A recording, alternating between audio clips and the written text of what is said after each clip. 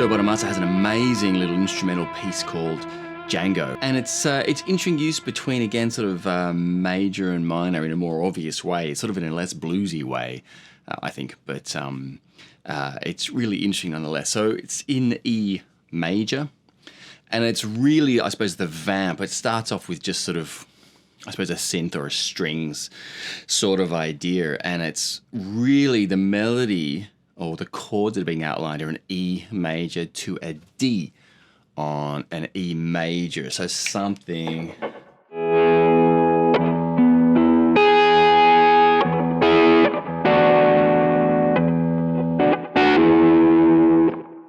Tone-wise, I've got a little bit of sort of slap delay. I've probably got more distortion than he uses on his, but anyway, and just some compression to give it some of that sustain, and a touch of reverb. Now, he sounds like he's actually using a Strat on the original. I was looking at the Albert Hall version where he, comes in with his Les Paul, and this is sort of my Les Paul-y type of guitar. Anyway, it sounds like he's playing with his fingers as well, starting on the B, and he's bending the F sharp up to the G sharp, that major third.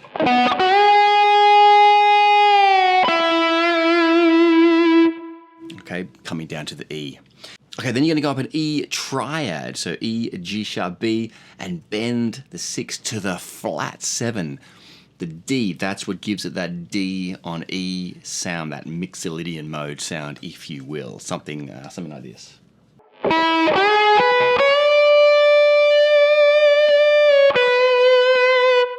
Fingering-wise, this is where I happen to play it. I think he plays it in a very different position, but hey, the notes are the same. So I'm just going up an E triad again, a little bit of vibrato bending into the major third, the G sharp.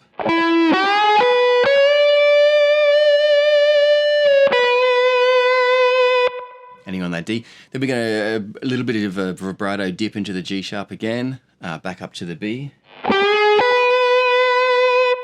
A, G sharp to the C sharp. Gives us some tension there. It wants to release, but it releases to the minor third. Okay.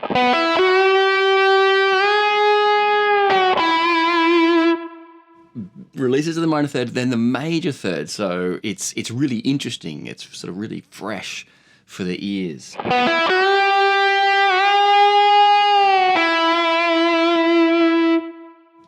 Then he does it at the same time, second time round. After the repeat, that's when the chords just kind of go a little bit strange. Comes in from an E major chord to a D sharp major chord, one semitone down. So you're here. Okay, then we go. And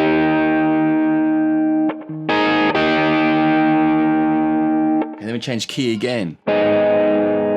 Sort of a G sharp minor, C sharp major. A B, F sharp, B, and that gives us that cadence back to the E there. Okay, so it goes to D sharp then, a really strange, again compositionally a very strange move. It's really common to go a key change up a fourth or a fifth or something like that, but this is one semitone below major chord. It's really abrupt. Sounds beautiful though. The melody-wise starts on that D sharp and sort of goes up D sharp major. We don't get to the 7, so we don't know whether it's dominant or not.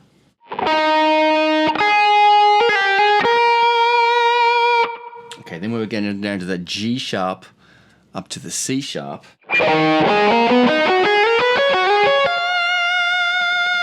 Really nice. Okay, so on that G sharp minor, he's outlining a G sharp minor 7 arpeggio. Brings the 9 in as well.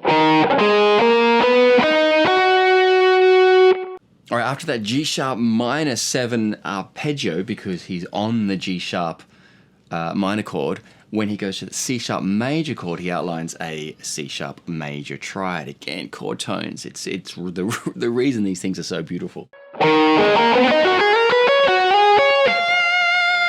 That last part. Okay, then we're on a B chord, so he's doing a sort of outlining a B, F sharp and B. Then really nice bends out. Again, we're thinking B, so...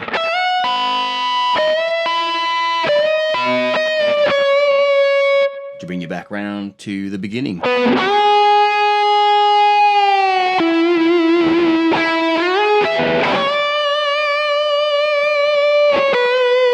Really, really, really nice. Beautiful melody there, Django. It's a great one to practice sort of really precise picking, bending rather, precise pitch shifting with your bending. And then it's obviously adding vibrato and just playing with it a little bit as you go. Django from Joe Bonamassa. Good luck. See you next time.